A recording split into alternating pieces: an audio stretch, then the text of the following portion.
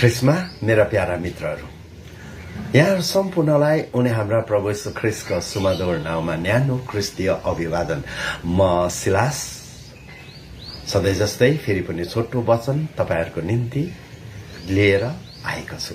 आजको वचन यहोशू 1:9।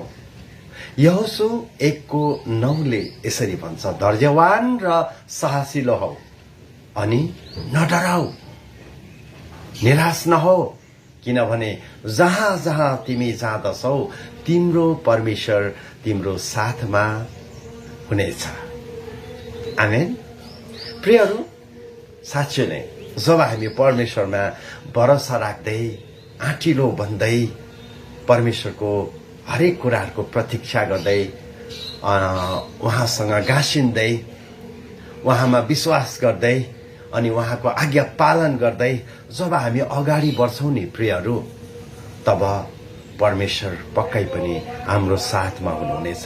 कुनै कुरामा डराउनु पर्ने छैन अनि कुनै कुरामा निराशा हुनु पर्ने पनि छैन अनि कुनै कुरामा आत्तिनु पर्ने पनि छैन, किनकि परमेश्वर हाम्रो साथमा हुनुहुन्छ भने हामीलाई कुनै कुराको घटी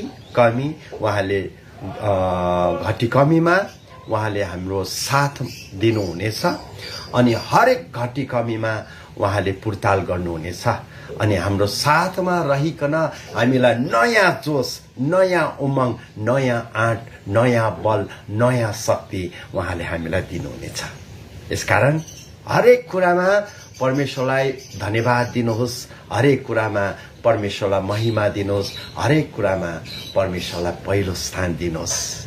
अनि परमेश्वर, तपाईको परमेश्वर, मेरो परमेश्वर हाम्रो साथमा सधैँभरि रहनुहुनेछ।